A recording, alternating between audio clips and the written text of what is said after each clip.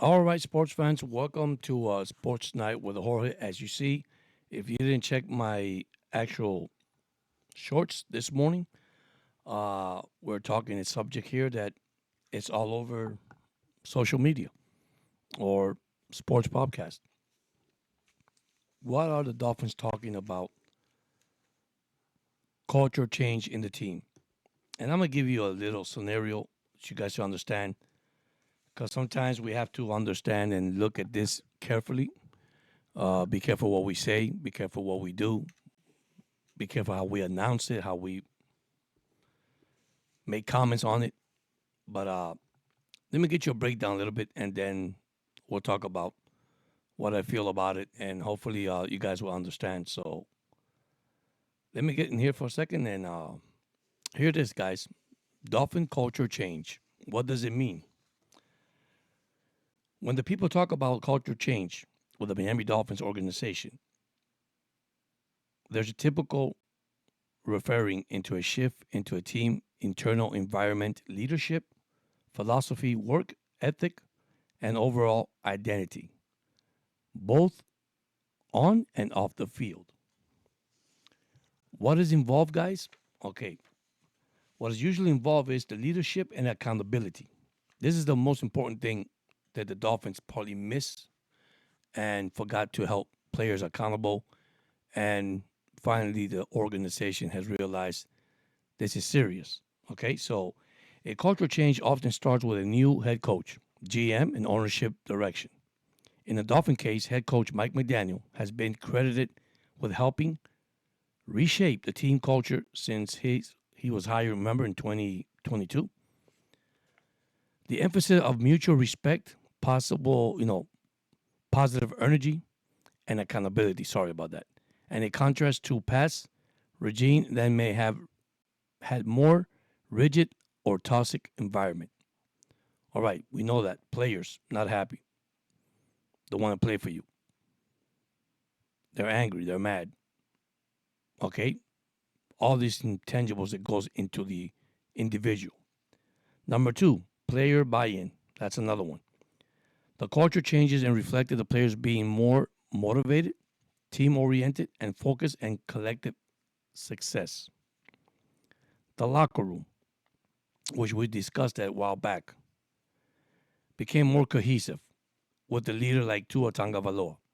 Okay, Tua was one of the captains that were, remember, of course, Teron was also a captain, and we had Tyreek Hill, and you know what happened there. No, reinforcing a new standard. So anyhow, modernized approach. Offensively, the Dolphins shift to a speed-oriented. Remember that speed, because that's what they were looking for, just speed. Innovative scheme that suited their strength. Part of the border organization willingness to involve rather than stick with the outdated system. So here we go, changing the culture, changing things around. Emphasize of players develop mental health, diversity also reflect a more modern NFL culture. So, public perception. A culture change can also be about changing how the outside world views the Dolphins. And here we are. This is the media. Moving from a team known for inconsistency and drama to one seems to be a competitive, well run, and respected. So things had to change for the fans, okay, for the people that sees, wow, what happened to this team? What made this team go the direction they took? And that's why I think a culture change it is needed in the team. Uh, Basically, the way I feel about that, guys, is this: either you play for me or you don't play for me, or you are in or you are out. And I don't say this in a bad way, in a different way. If you're not happy where you at, man, let's be honest. That's this happens in a lot of places, even at work. When you're not happy, you want to move on. You don't want to be in the place, and it's okay, And if you're not happy, we want to make you happy. But if you want to leave, and I'll give you an example with Ramsey. Okay, Ramsey I mean, McDaniel and Ramsey did not click. Unfortunately, that's what they're saying. That's the rumors out there, and that actually did happen. And when you call a veteran leader to become a leader in the defensive side, and approach, hey, listen, one thing I noticed the Dolphins, and I'm going to say this, and you guys probably know this already, the defense was doing well, the offense was not doing well. The defense got tired of helping the offense, and then the offense, I think you work together as a team. You have to work together both way sides of the field, defense and offense. The moment the defense is doing all the work and the offense is doing nothing, that's when I think the chaos happened. Man, we out there, 15 extra minute, 10 extra minutes. We holding that team up, but you guys are not doing your part. And that brings a controversy between the same team on the defensive side and the offensive side. You might disagree, and it's okay with it. What I'm trying to say is this, man. Both sides has to be very cohesive, okay? And what I mean by that, man, you got to push for each other, okay? Maybe the third down stop didn't work. Maybe the first and goal didn't work, okay? And that comes to from coaching too, okay? You got to keep your team intact. If your team is like a puzzle and you got to pick the puzzle and put them back together, that's going to take time. And when that puzzle does not fit in that shape, that tells you something. And this is one thing that I'm looking at the Miami Dolphins starting the 2025 season. Well, let me continue what I want to say here. Why it matters, guys? Because a strong culture is often the foundation of the sustainable success in the NFL. Team with good culture attracts and retain talent, handle adversity better, and win more consistently. The Dolphins, who haven't won a playoff game since 2000 until the recent, look at this, after the recent resurge, have made culture change in cornerstone, of their climb towards a championship contention. Would you like, a timeline how the Dolphins culture has evolved over the past decade? I could tell you. If we look at this, and this is the past decade that this team has, okay? Look at the coaches that have gone through here, from Jimmy Johnson, from Sperano, Dave Wannstedt, okay? Of course, our truly one we never liked and never made it here, the college coach. That normally, if we would have drafted, if we would have picked Breeze, but we probably been thinking different stories, but it didn't happen. Okay, that was Nick Saban, by the way. Nick Saban. Look at the culture. Look what happened to those teams. Okay, a Brian Cox. Okay, a Jason Taylor, Stack Thomas, Lewis Oliver. Now look at the years. I mean, you haven't won a playoff since 2000. That's 25 years ago. Now, you might say it's a culture change, it's a culture thing. I think it's more of a player thing. Okay? Miami has known, let's be honest, there were the good teams in the 80s, that came the 90s, then came the New England Patriots in the 20s, then the Buffalo Bills. I guess every team has their own decade, to become good and successful in their league. But you have to keep your team intact. I said this before, and I say this in a good manner. And I don't say this because we all go to this in life too. Listen, let's be honest. We all got full-time, part-time job, and you want to be successful at work, and you want to do the best you can. Then you need that helping hand and that person to help you, to lift you up that day. And you might have a bad day, and the guy say, "Hey, it's okay. Just shake it off. Tomorrow's another day." Sometimes players are same thing in football. Sometimes they don't. Their ego, the pride, and people say I disagree, but okay, I understand that. But you cannot let that get to you, Okay, this is a National Football League. This is a job you got to do. You get paid for the job. Okay, you might have a bad day at work. It happens. Okay, but what do? You progress. You do better. Okay, the culture change that I see of the Miami Dolphins, I think basically what they did was, and that's from Greer all the way to McDaniels to even Ross, is that let's get player there that really wants to win. Let's get player in this ball club that really cares. Let's get players that are really hungry and they want to actually get a position. You see, we talk about all the secondary, their defense up front, their offensive line. Okay, so listen, if we're gonna go by there, because we know we're fans, we like to critique and not only critique, we like to make our own comments and talk about it. But listen, the first thing that Greer had to do, and we discussed this, and of course, we know we're not the one who gives the paycheck, we're the fans, is fix the offensive line. I don't mind how good or you know Tehran was, but he was injured. Okay, he was a good blocker, run blocker. He protected Tua. Okay. Oh, now he's gone, retired. No, guys, we can't feel sorry for this team. Things happen in life. You move on. It's what are you going to do next? What is your expectation? We're good at criticizing, and I'm one of them too. And let's be honest with you, but I'm being realistic now. We are criticizing players that we haven't given them a chance in this league. Now we talk bad about Eigenberg, how bad he is in the offensive line, but then he say, "Oh man, my God, one day he played good at center. He did a good job." People have their days. Listen, I'm going to say something that I've been saying in my podcast for years. Players have positions that they play in. Stop moving them around. And I know you want to put the best out there to see if it can work, but if it doesn't work, then leave him alone. Put him where he belongs. But once again, this culture from the Dolphins, the way I see it, the change of this team is, listen, are we all in? Because if you're not, basically, we don't need you. We'll cut you. We'll release you. Because that's what I see it. That's my perspective. I could be wrong, guys. But everybody has to be hungry for that ball. Everybody has to be hungry for the Super Bowl. Everybody has to be hungry for the playoff. And if you're not, what can I tell you?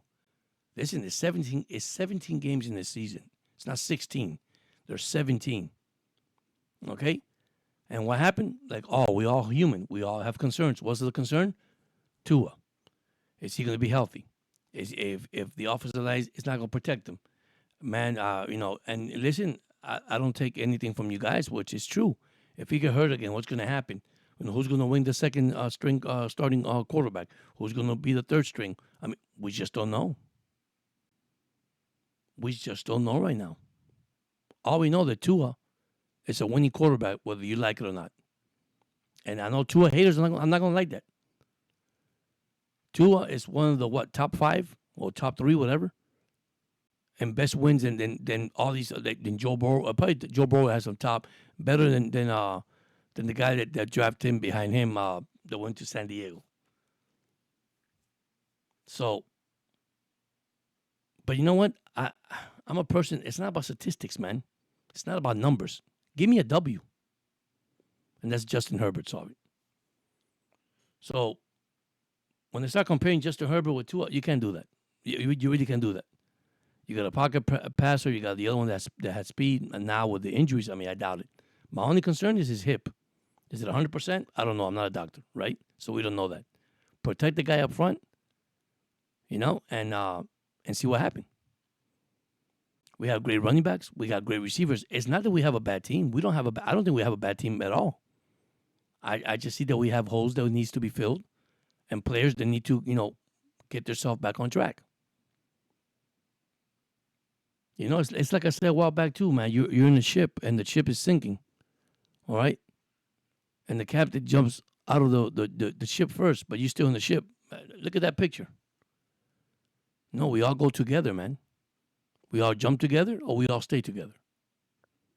And the Miami Dolphins right now, what you're hearing, and I don't say it's controversial. I don't say, you have all the all the podcasters. And listen, I listen to them. They have great points. They have good analysis. They got.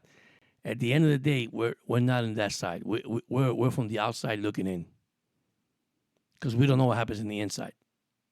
So, I mean, unfortunately, these players I got in front of me right now, Tua, Tariq, Waddle, A-Chain, these basically are your older players, even though they're young. But these are the guys in the offensive level that say, hey, man, we got to step it up in 2025.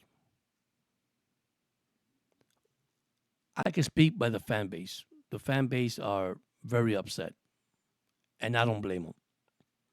Okay, I never seen something like this. I've been seeing Don Shula. I've been seeing the undefeated season. I've been seeing them lost to the Charger in the playoff with Kevin Winslow. I mean, I could go back on and on, man. But guess what? We had a Dan Marino. Went to the Super Bowl in '83 against Joe Montana, his second year. Listen, after that, what did the Dolphins did? Did they get him a running back? They had a great offensive line. They had great receivers. They had a good defense. But there's things that were missing. Because sometimes you think that, hey man, just throwing the ball, we could win. No, you need to have a mixture of both things: run the ball and pass the ball. If you want to win in this league, is it easy to win in this league? No, it's not easy. Okay, it is a league with a lot of competition. The only thing is with this culture thing that we're talking about, I'm gonna be honest, guys. Either you work together as a team, or just jump out. Okay, distraction. They don't need that. Uh, I want to break a record. They don't need that. They need somebody who says, "Listen, I gotta come here and do my job. I gotta come here on Sundays at 1 o'clock and finish my 3 hour game, my 2 hour game, whatever, and do my job." So that's my only worry with the Miami Dolphins right now. This culture change, it's a good thing. It's not a bad thing. But you hear a lot of reports out there say, "I don't want to hear it. I want you to do it on the field. I want to see what's going to happen." Your first loss, you're going to get mad, and the first thing you're going to bring is the culture change. One loss is not the end of the world, guys. And then it's funny how we see things, because on paper we say, "Man, they could beat this team. They could beat this team. They're better than this team. This is their record." We don't know that. We can't predict that. Why? Training camp is not here yet. By the way, it's like 2 weeks from now, almost 3 weeks from now. Okay, and we don't know who's going to make it. Who's going to be cut? Who's going to be traded besides Ramsey? Of course, the rumors are there too that Tyree would like to keep Ramsey here. Well, I'll take a pay cut. And I don't think, and you see, and it's kind of hard because that is a GM owner situation. More the GM, he makes that call. So sometimes the word says we have to humble ourselves, right? If we humble ourselves and we do the things right, I think it will work out, man. But this is football. But anyhow, that's all I had. I'm gonna get you guys with a schedule of what's coming up on the schedule for training camp. I didn't pull it up because I had to talk about this culture thing. I think this is the most important thing than the training camp right now. All the players are going to play together, because if they're not, I'm going to be honest, they're not going to be here. You have to accept something like, if you were a coach and you lost the locker room, that's an issue. That's a culture issue. Maybe you say, maybe it's not. It starts from you. It's the example you set in the field for your players. Listen, you don't want to play, have a seat, buddy. Have a seat. Because the least thing that my Dolphins want to have this year is the distraction of any player. I'm sorry to say that. And then another thing, let's give the other guys a chance, man. Why do you draft them for? Give him a chance, the opportunity. You don't know, maybe a superstar come out. Remember when Zach Thomas came out? Man, that's a small guy. He ain't going to make it in this league. He's too small. Hall of Famer. Jason Taylor, another Hall of Famer.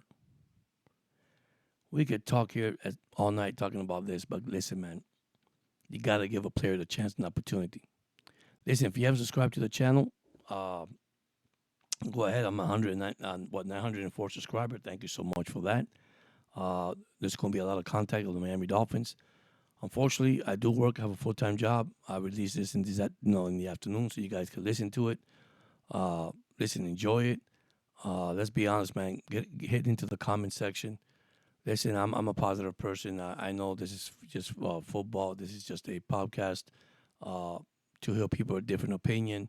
We all agree, disagree. That's okay. That's not the end of the world. At the end of the day, I still love you the same. It doesn't change. But anyhow, thank you so much for subscribing, and you guys have a blessed day. And see you next time. Take care.